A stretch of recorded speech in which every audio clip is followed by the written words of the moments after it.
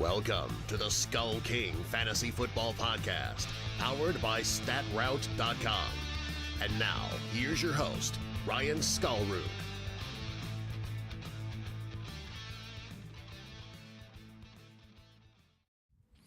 Hello and welcome to another episode of the SkullKing Fantasy Football Podcast. My name is Ryan Skullroot. I am your host, and today we have a special guest with us.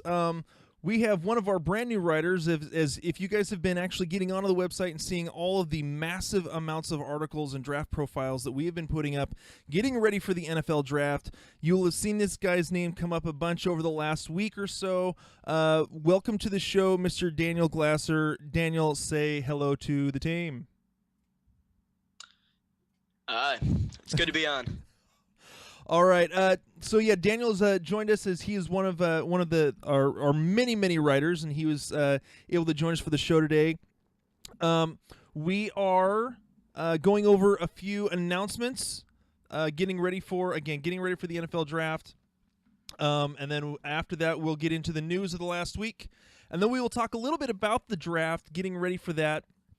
Getting ready for the live stream. And to start off the announcements, again, we are doing a live stream for the draft on the 25th. We're going to do the first night. We will do the second night on the 26th. The 27th is kind of up in the air because that is an all-day slog. It's the less notable people being drafted at that point. So we will kind of see whether or not we actually go through with doing a Saturday show. If we do, it may just kind of be a recap, but we will do some sort of Saturday show, maybe not an actual live stream in terms of talking about going through pick by pick on the draft. So that's announcement number one. Number two, again, the draft guide that we are about to start putting together is going for pre-sale on May 1st. You will be able to order that ahead of time for a discount.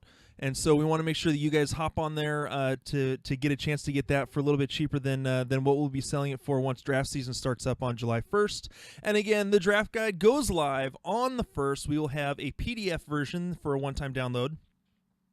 And then we will also have a live version that will be continually updated throughout the year or throughout the rest of the season going into the full season, that you'll be able to check out new articles that will be added to it.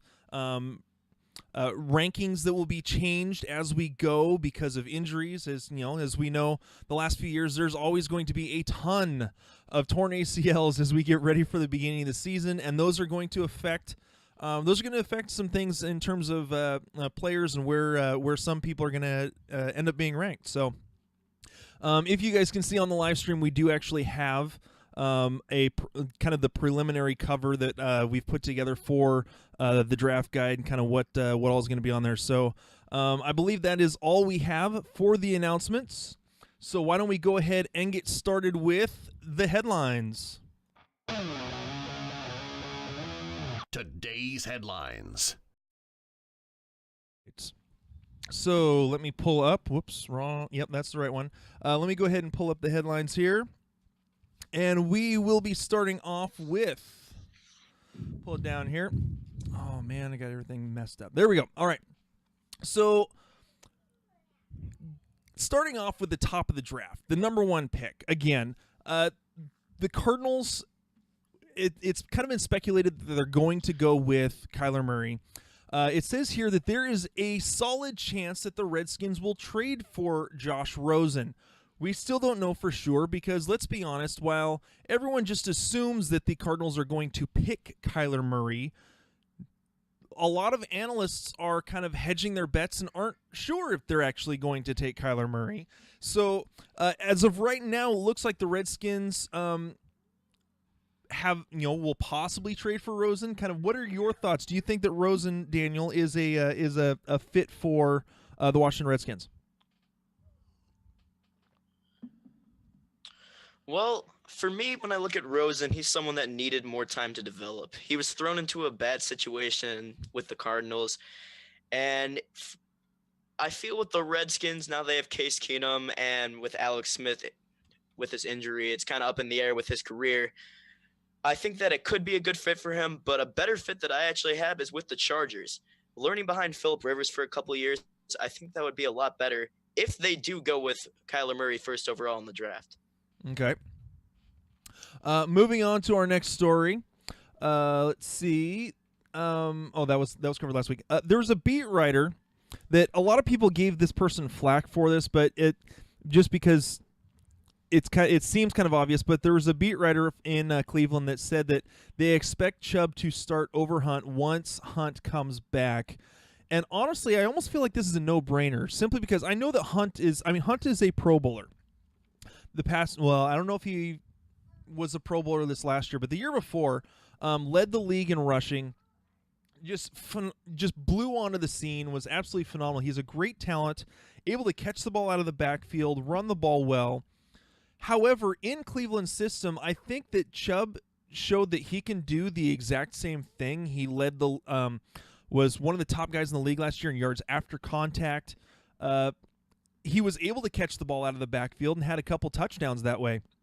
I almost feel like it's sort of stating the obvious that Chubb should start over Hunt when Hunt comes back, simply because Hunt still has some things to prove in order to stay on the field at this point. Daniel, what are a couple of your thoughts? Well, I think that that's something that we have to wait till Hunt comes back and see how Chubb's doing. And if Chubb is doing well with the role, I don't see any reason for him to take it away. But if he's struggling and Hunt seems ready to take his place, then that's what has to happen. But right now, this early in the offseason, I don't think that it'd be a definitive answer.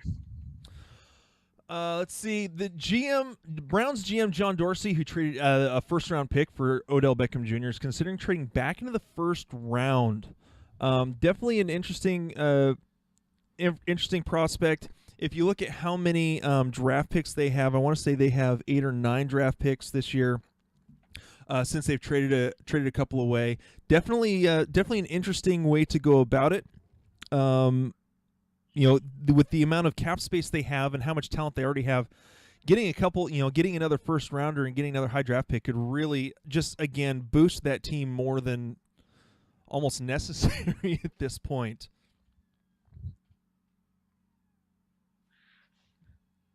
Yeah, he has 8 draft picks, just confirming. And it seems like he's really trying to go all in this season. And I know they still have a lot of young talent, but he's just trying to go for the money ball. And if he's trying to move back into the first, then he definitely has someone in mind that he's looking at.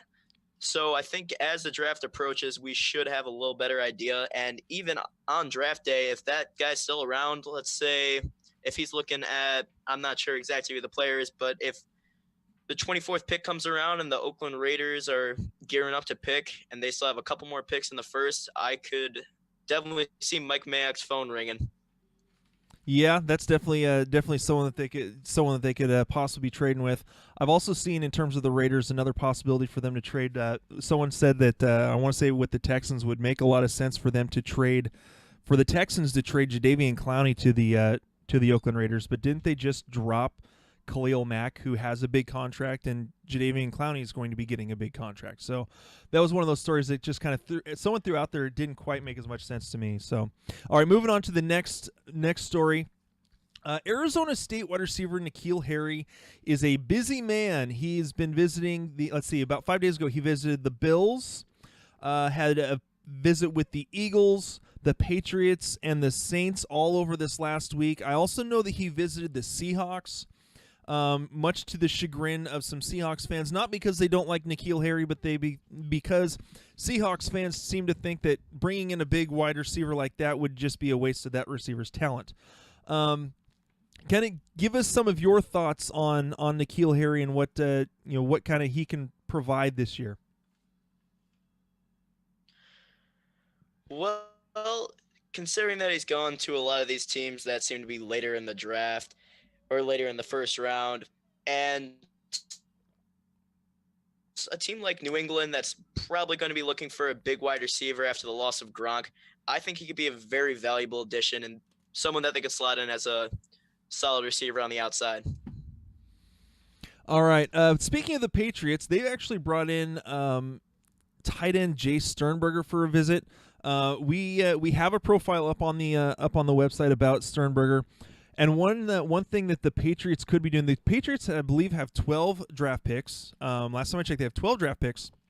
And so they have some room to actually trade up in the draft from 32. Again, you just mentioned, Daniel, the loss of Gronk. I don't think it's necessarily likely, but if TJ Hawkinson or Noah Fant are available, I could see, with Seattle only having 4 draft picks and a team notorious for trading down in the draft, especially in the first round, trading down to collect more draft picks, I could see the Patriots trading up to, I believe it's 24, 21, somewhere 24, 21 where the Seahawks are. 21 where the Seahawks are. To possibly get to a Noah Fant or a TJ Hawkinson and allow the Seahawks to trade back to get a couple more picks. I could definitely see that as a possibility.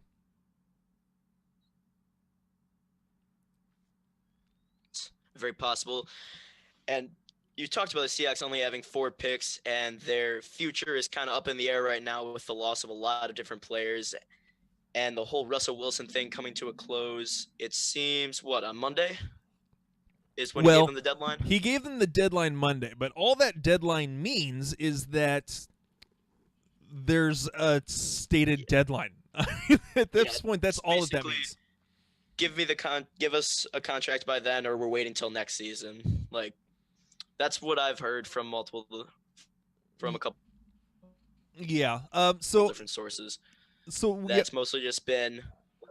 Yeah. Yeah, we'll kind of see how the whole Russell Wilson thing ends up. As a Seahawks fan, as of right now, I'm not too worried about it yet. Yeah. We'll kind of see. Because even if he doesn't sign this year, the Seahawks do still have 3 franchise tags available to use on him if they need to. Not necessarily sure that they will. I think they can get something done before that, but they have that available to them. Aaron Rodgers really wasn't 100% last year. This is, everyone knew this. I don't think everyone understood the extent to how bad Aaron Rodgers was hurt. In terms of his knee, what was they call? I believe they called it a plateau fracture. So basically, if you have you have your knee joint like this. I'm showing this on the video. You have your knee joint like this. The flat part on the bones in the bottom of his leg in his shins. The top of those, there was actually a crack, I believe, in the top of one of those bones. So that's the kind of injury that he was dealing with. And so basically anytime he put pressure on it, he was injured. And you could see that every time he took a step last year, to be completely honest. So I really think that this year could be a better year for him. He was terrible last year. He just wasn't able to move around as much as that, vintage Aaron Rodgers, his ability to escape the pocket and run around. I think that he's going to be much better at that this season. I think he'll be able to move around a lot better. But yeah, it was painfully obvious that he was not 100% last year, and shows just the true grit of what he has in terms of being able to play through pain. Yeah, his mobility was definitely something that increased his game by a ton. And being able to get that back, hopefully he has a good offseason, is able to completely heal. And if he gets that, only work his way back into a QB1 slot. Yep. All right. Sticking with the quarterback position, the Patriots are doing their share of QB homework as West Virginia quarterback Will Grier visited a few days ago along with Duke's Daniel Jones. Will Grier also had a visit with the Giants this past week. So getting into the quarterbacks a little bit farther down than Kyler Murray. The Patriots obviously are going to have to find a backup quarterback or the quarterback of the future. We're talking about Tom Brady is entering his 20th season in the NFL. He's obviously not going to last forever. I think that it was definitely interesting a year ago when a little over a year ago when the 49ers were able to trade for Jimmy Garoppolo that everyone thought was the heir apparent to Tom Brady. And now that is no longer the case. He is now the starting quarterback for the 49ers. They need someone other than Brian Hoyer, obviously. They've also the Patriots also traded away Jacoby Brissett. So again, they're trying to they're going to need to find that right guy to fill in behind, and I think that Will Grier is an interesting choice. Not exactly all that mobile. Daniel Jones is a very mobile quarterback, but there's a lot of questions about his arm strength and his accuracy downfield. But definitely interesting to see kind of what the Patriots, where the Patriots could go, considering they've lost Gronk, considering their wide receiver core is not all that much to talk about, to be completely honest. And then they also need to find an heir apparent to Brady. So the Patriots with 12 picks are definitely a team that'll be interesting to watch how they kind of work this draft with so many holes, even though they'll probably still finish 12-4 this next year. What do you think? Yeah, for this season, I don't think they have to find that heir apparent just yet. I think Brady still has a couple seasons left in him. They need to fill the hole that Trey Flowers left, and there's definitely a lot of options this season. And again, like you talked about with the wide receiver core, and I mentioned earlier with N'Keal Harry, that they definitely have some bigger holes to fill. But if they get to the fourth round, they see someone they think they can take a shot at that's high risk, low reward, then I think they'll go after it. All right. Sticking with the Patriots for just a second, they have signed veteran tight end Austin Seferian-Jenkins to a one-year deal. And for those of you that think that this is a huge thing for Austin Seferian-Jenkins, think again. I watched him here in Seattle. I've seen him play all over the place. He is not the heir apparent to Gronk. This is a temporary stopgap that will maybe be able to be a tight end 2 for the Patriots, and they are still looking to draft a tight end in this draft. And if they can get their hands on either TJ Hawkinson or Noah Fant, they are the person to own, and that's all we're going to say about that. Moving on. The Patriots had longtime Broncos wide receiver Demaryius Thomas and former Jaguars running back TJ Yeldon in for free agent visits. They're continuing to look for more offensive weapons. I think the one that actually matters here is Demaryius Thomas. I think it would be redundant of them to get TJ Yeldon, considering they already have James White. They have, they have Sonny Michel. Yeah, they've got Sonny Michel, who's more their bruiser back. And so they don't need TJ Yeldon.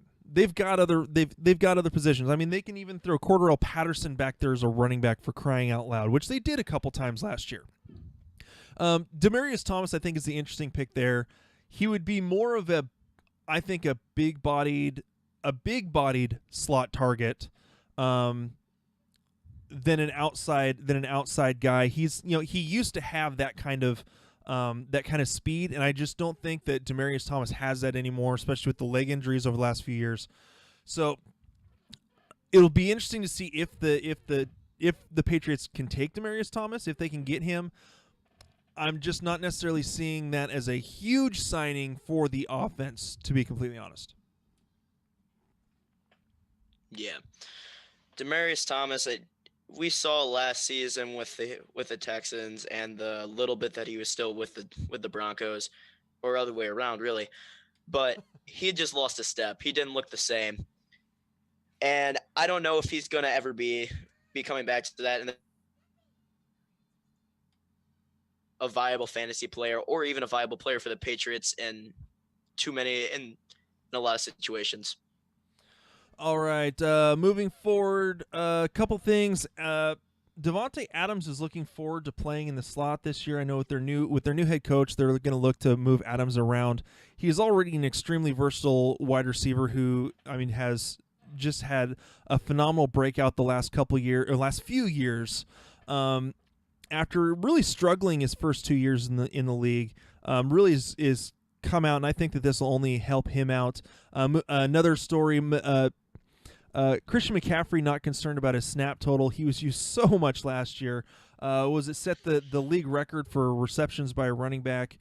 It's definitely something to keep an eye on in terms of the amount of work that he's getting. But as of right now, I'm with Christian McCaffrey. I don't see it as a huge downside for him. Moving on, the Alabama running back Josh Jacobs has spent time with the Colts, who have pick number 26. and was at the Eagles on Tuesday. These are two running back situations, starting with the Colts. The Colts already have they've got Mack as the guy that they've said is going to be their workhorse, or that he can fill the workhorse role. But if you also remember, he struggled a little bit last year with hamstring injuries. And then on top of that, they've got Nyheim Hines, who's, again, he's more that pass-catching back type. Josh Jacobs seems to be kind of in the middle. One person that I've seen him compared to, not necessarily that he is going to be this, but his skill set somewhat matches with someone like a David Johnson, that some people think he could be that kind of a fit in Tampa Bay with Bruce Arians down there. And then you go to the Eagles, who have already traded for Jordan Howard, and so really he'll be their main bruiser back. But you look at the rest of their running backs, and it's a bunch of pass-catching backs. Corey Clement, Wendell Smallwood, Darren Sproles, if he comes back this year. So I think that it's an interesting look that Josh Jacobs is going to those two teams. I don't necessarily think that he is a great fit for either one of those teams, in my opinion. What about you, Daniel? I haven't seen a lot of tape on Josh Jacobs, but I could see him going to Philly, but it would be a very crowded backfield. Indianapolis just makes no sense to me. They have a really good 1-2 punch there with, like you said, Marlon Mack and Nyheim Hines. I'm not a big fan of him in the first round overall, but let's see. I'll just take a quick. The Oakland Raiders are actually a team late in the first, if he were to be taken in the first, that I think he could be a decent fit for. They don't have great depth of running back. They have Doug Martin and Jalen Richard, or is Richard gone? I don't remember. Richard is still there, and then they've also got I want to say He's still there. Is it Chris Warren Jr. or whatever? Warren, I know it's his last name. His dad was a running back for the Seahawks back in the 90s. That he was injured on IR most of the year last year. So, but I think he led all preseason in terms of total rush yards. And like you said, also with Tampa Bay, I thought that could also be a pretty nice fit for him and take in probably pretty early in the second round with the 39th pick. And Ronald Jones just fell off the map. I had heard reports that this season they were going to try and get him more involved, but he just did not do well. And Peyton Barber he got so many carries and just did absolutely nothing with them. So if he went there with Bruce Arians in that offense and with Jameis Winston on his last hurrah, I think that could also be a pretty nice fit. All right. Couple more stories here. Here we go. Baylor wide receiver Jalen Hurts spent a couple days ago visiting the Patriots and is visiting the Eagles next. I know that you just finished up a draft profile on Jalen Hurts. What is your thoughts on him for those two teams, the Patriots and the Eagles? Well, I thought that the Patriots would actually be a pretty decent fit, just because he's a very athletic guy and Bill Belichick would be able to scheme him in all sorts of ways. The Eagles, I could see him going there, but I feel like that's a little bit less of a option, or less of a good option for him. I thought that a really good team fit for him was actually the Cardinals, especially if they got Kyler Murray. Just because Fitzgerald would be a great mentor for Hurd, who needs some more work, and with her back, it would just be a great combination. Okay, definitely interesting. For those of you who are looking forward to a Jalen Hurd draft profile, that should be up on the website Sunday. If whenever you're listening to this, we're recording this on a Saturday, but it should be up Sunday morning. So to check out Daniel's draft profile on Jalen Hurd, make sure to get onto the website SkullKingFootball.com to find Daniel's draft profile of Jalen Hurd. All right. Some breaking news from a couple days ago. Jaguars star running back Leonard Fournette was arrested after a traffic violation. Basically what happened is he didn't pay a speeding ticket and then got his license suspended for it and then got caught driving on a suspended license. So these are things that could have easily been taken care of. We're still kind of waiting to hear some more from the Jaguars on what their thoughts are on this. Definitely interesting that this has happened after last year, kind of the falling out and him getting into a fight during one of the games, having some less than great things to say about the team, kind of looking like he was giving up a few times. So definitely not a great story for him. And so with the Jaguars and what they're looking for. Let's see, they signed Carlos Hyde to a 1-year deal. Wrong one. That was Kansas City. One too far. There we go. They've got Alfred Blue that they signed, and really that's about it in terms of their running back, since they still don't have.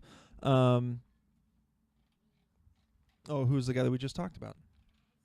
TJ Yeldon, since he's a free agent right now. So they're kind of in running back limbo as well a little bit. So that's definitely with Fournette having some issues, it's definitely something to look at there. David Johnson is excited to run more shotgun, and we are all excited for him to run more shotgun as well, especially for those dynasty players that had him this past year and are holding on to him. We, as a organization, for the most part, we all believe that David Johnson will have a bounce-back year this year.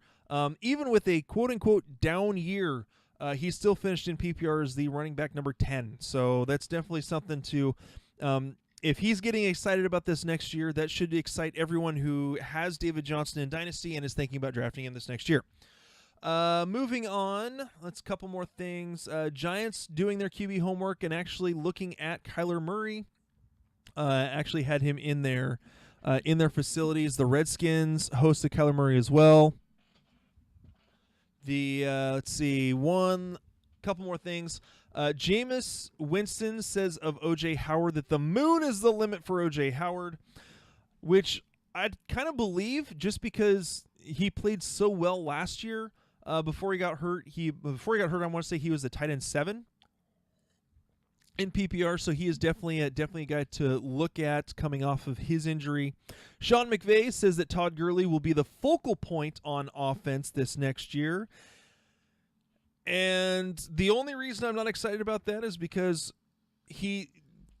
we've seen video footage of Todd Gurley limping during at a concert, getting out of his car. We've heard about his knee scopes and the fact that he has some arthritis and stuff in his knee. I am avoiding Todd Gurley at all costs this year. I kind of did that this year in the couple drafts where I had an early enough draft pick to take him. I avoided him. I wouldn't say it cost me, but it didn't help me. This year, I am telling everyone to stay away from Todd Gurley, just like a lot of people are telling people to stay away from Todd Gurley. A couple quick thoughts on Todd Gurley, Daniel. Yeah, my biggest takeaway from all this is Malcolm Brown. And if you draft Todd Gurley, if you don't draft him, you need to scoop him up, because if something happens where Gurley's not able to play, Brown is a very solid running back, and he will be able to produce. And with Gurley, that arthritis, it steers me clear of him. And like you said, any draft I'm taking, no matter how high of a pick or how good of a value, if I'm not taking him within the top 10 just because of how bad this could be. Yeah, I'd have to agree with you there. Last couple stories. Adam Thielen has agreed to a new contract with the Vikings for year $64 million with incentives that could reach $73 million. Adam Thielen was one of the huge pickups for me this last year in my redraft leagues. And let's just say it didn't end as well as I thought it could. I think that teams finally started to scheme for it. The Minnesota Vikings wanted to get the running game involved more, and really Thielen almost was the run game for them last year because of the short slant routes that he was taking, almost kind of a Julian Edelman role, except for the fact that Adam Thielen is bigger and can get away and can muscle himself up a little bit more. And was able to break away for some decent touchdowns last year. So I think that this is a pretty good signing for Minnesota in terms of their offense. I think that Adam Thielen could get a little overdrafted this next year. I liked where I got him in a 10-team league last year. I believe I got him in the late third, beginning of the fourth round. So that's where I like him still again this year, is down there in that kind of that late third, early fourth in a 12-team league this year, just because I think that some teams sort of figured him out. And who knows how they're actually going to develop, how they're actually going to work with this new the new offensive coordinator. So in terms of Adam Thielen, I'm a little cautious. I'm going to avoid overdrafting him personally. So, and then one more thing. Ole Miss wide receiver A.J. Brown had a private workout with the Texans. They have the number 23 overall pick. There are a lot of people that have A.J. Brown as their number one wide receiver in this draft. Over DK Metcalf, over N'Keal Harry, over Hakeem Butler. So A.J. Brown is definitely a guy to look at. If he ends up with the Texans, he could be their slot guy and take over, was it Kiki Coutie's role, just because Coutie had so many hamstring injuries. He was injured for the first half of the season, first game in, blows it out of the water, just has a phenomenal game, and then halfway through the next game, he's dealing with a hamstring injury again. So I think that if the Texans were to go after someone like A.J. Brown, I think that he would fit beautifully into that offense as their slot guy. Yeah, he was a solid player at Ole Miss, and I think that he'd be a solid player if he goes to the Texans. And I think he would complement Will Fuller and DeAndre Hopkins very well, and having Deshaun Watson as your quarterback would definitely not hurt. But my only problem I have with this is not with A.J. Brown at all, is that the Texans need to work on their offensive line, and I think that'd be a much bigger pick for them than getting a wide receiver. All righty, and that's it. Let's go ahead and move on to we're going to move on to talk a little bit about the draft, and so let's go ahead and switch sides. So real quick, talking about the draft, we're going to talk for a few more minutes, and then we'll call it a show. But we've got the draft order, as you guys can see on the screen. And so the way to look at this is you can see what team has what pick, and then in parentheses behind it is how many picks that team has. And so I think some of the glaring things, just from my point of view, is a lot of the teams that have 6 or less picks. The Saints have 6, Cowboys only have 6, Bears have 5, my Seahawks only have 4, the Titans have 6, and a lot of these teams, 49ers and Jets. So it's definitely going to be interesting to see how some of these teams work. As far as the fantasy aspect of this, starting with the Cardinals, I mean, they're likely, everyone's predicting that they're probably going to take Kyler Murray. Daniel, kind of give me some of your thoughts on Kyler Murray and this Cardinals offense. Do you think that they actually go with Murray with their number one pick? I think that they probably will. Everyone's heard tons of reports that they will, and I'm gonna buy into them. And I think that would be great for the Cardinals offense. And there's 2 players I think would benefit from this most: Christian Kirk and David Johnson. Like you said, they're going to take a lot more snaps from shotgun, which is definitely helping Johnson. And with Murray being such a mobile quarterback and just a real threat on the field, it opens up some more spots for David Johnson. And we saw some great games from Christian Kirk as well. And I think having Kyler Murray on there would definitely increase his fantasy value. Okay. Moving on, 49ers are probably going to, if Murray is gone, they're probably going to take Bosa is going to be my guess. The Jets are probably looking defense. The Raiders at number 4 is an interesting pick if Kyler Murray is there. Everyone's talking about Derek Carr, whether or not he is actually the quarterback of the future still for the Oakland Raiders. It'll definitely be interesting. I'm guessing that if the Cardinals take Kyler Murray, Dwayne Haskins is someone that could be there available for the Raiders. Do you think that the Raiders will stick with defense, or do they draft a quarterback? I think with the number 4, they're gonna go with someone like Josh Allen, or if Quinnen Williams is available, they go with him. I don't think that they're gonna go with a quarterback at that point. I think that they're going to give Carr another year, and if he doesn't show anything with all the offensive weapons that they've given him, then they're probably going to show him the door. But right now, I think that they're going to go defense, try and work on that. Like Gruden said, it's hard to find a good pass rusher nowadays, so they're going to be looking for one. Yeah, that's true. After they've already given up one. So we've got the Giants at number 6. They need a quarterback to kind of take over after Eli's done. Who knows how much time Eli has with the team, because the Giants keep saying that they're going to stick with him, but who knows how much more time that he actually has to be able to get it done. I honestly believe that the Giants are more likely to be down at like 17 and pick a quarterback, or if there's a bunch of them getting picked off, because if you look above them, the Jaguars just signed Nick Foles, but could possibly want to back up, but I don't think they'd spend quite that much capital. The Bills have one. Bengals are a possibility of getting another quarterback, because right now it's Andy Dalton, and Andy Dalton's future is so hazy with them right now. You've got the Dolphins who need another quarterback, because Ryan Fitzpatrick obviously is not the pick of the future, or is not the guy of the future. He's on his last legs. The Redskins at 15 will need another. Case Keenum is a stopgap for them. So, do you see? I've seen one possibility that the Giants would actually trade up from 17 to probably bypass, say, the Dolphins and the Redskins to get a quarterback. Give me some of your thoughts on that. Yeah, if they were to trade up, actually my Detroit Lions would probably be one of their first options. They've been looking to trade down in the draft, and if the Giants are looking for a quarterback, then the trade spot could be a pretty nice selection for them.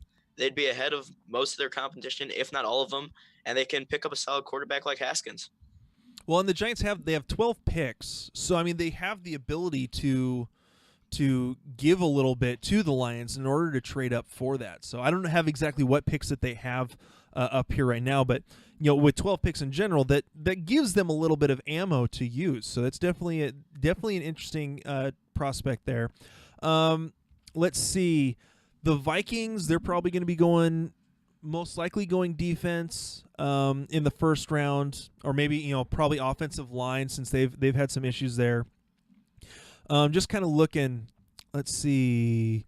Titans at 19. I've seen a lot of different things with them. I've seen them possibly taking a wide receiver. I've seen them going defense. The Seahawks at 21. They are trading down. They need a wide receiver. And while while Seattle fans are as Seattle fanish as they can be, to be completely honest, sometimes it can be embarrassing to be part of part of some fan groups. The Seahawks have some talented wide receivers, but a couple of them are still unproven.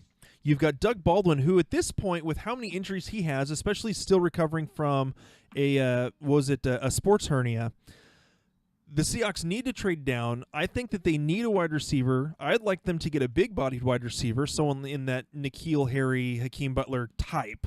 Not necessarily that they can get one of those guys, but that type of player. They need some help on their interior defense, and they need some help at safety. So I think that they're trading down. I think that they'll address the defense more in this draft, possibly pick up a couple of offensive options. And again, I know that it's caused some friction that with the Russell Wilson camp, that in each of these drafts the last few years, the Seahawks actually have at least entertained looking at one of the top quarterbacks in the draft. So definitely interesting to see what they do at 20. Well, it's not going to be interesting to see what they do at 21. They're going to trade down. They need the draft picks. It'll be interesting to see who trades up to that position and for what. So, let's see. The Raiders have 24 and 27, so they've got 4, 24, and 27. They could be in for a big draft. Oh yeah. they could even, I mean, they already have 8 draft picks. They could even trade down and get more draft picks. They're just collecting all of them. Yeah. I mean, they could, I mean, honestly, if the Seahawks, you know, don't necessarily find a trade with like the Patriots, but still manage to trade down, the Raiders could trade down with the Patriots if they needed to, if the options are still available for someone that the Patriots want, you know, to pick up some picks there. So, couple more. Let's see. Chargers, I think, are definitely a team that could possibly look at drafting a quarterback. They may not need it right away in the first round, but definitely a team that looks like they could use one. And the Chiefs at 29 with a running back. I think that they could go after. I mean, I know Damian Williams played well at the end of the season, and they signed Carlos Hyde. I don't believe in Carlos Hyde. I don't really believe in Spencer Ware anymore. Hyde is nothing. And Damian Williams was great, but I still think they need more depth. And if there's a running back that they love that's there at 29, I think they could possibly take one. Yeah. The team that we didn't actually go over was the Ravens at 22, and I think that they're definitely going to be looking for a wide receiver. That's probably one of their biggest team needs, a big-bodied wide receiver for Lamar Jackson. Still there, I think that's their obvious pick. And I'm not sure if he's going to be there. I've seen in a couple different mock drafts them going to the Bills. I think Miami had him getting Metcalf in one of them. But the Ravens seem like a team that could probably use his talents best. But who does Lamar Jackson have to throw to right now? He's got Michael Crabtree. They lost John Brown. God, I can't even. They lost Brown. He's a Bill now. Here, let me pull up Baltimore. Did they sign anyone? Yeah, basically hard to name. They signed Seth Roberts and they picked up Mark Ingram as a running back, and they re-signed tight end Nick Boyle. Yeah. So they don't have the most scary wide receiver core I've ever seen, and they definitely need to improve there. All right. Well, that's kind of a brief overview of kind of what we're seeing in terms of fantasy relevant players in the draft this year. Daniel, I want to thank you for coming on the show and talking with us a little bit. Hopefully you'll be available next week as well. Again, thank you for giving us a little bit of your time. Yeah, it was great to be on. All right, so again, this has been the SkullKing Fantasy Football Podcast. We want to thank all of you guys for taking the time to listen, whether you're listening to us and watching us on the live stream on Facebook, or you guys are listening to us on the recording through Anchor, iTunes, whatever platform you listen to our show. We want to thank you for giving us a little bit of your time. Please make sure to hit the subscribe button. Also, leave us a review and a rating. We don't care if it's a 1-star rating. Just leave us a rating and give us a review to tell us if we need to improve or to tell us if we're the best in the world. We don't care.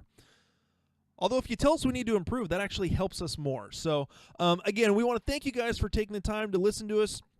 And we hope that you guys have a great week, and we will talk to you next week as we, again, prepare for the NFL Draft. All right, guys, we'll talk to you later. Hey, SkullKing Nation. Thank you for listening to the SkullKing Football Podcast. Did you like this episode? If so, be sure to go to iTunes, Stitcher, Google Play, and YouTube to subscribe. Also, please leave us a rating and reviews to let us know how we can better help you rule your leagues.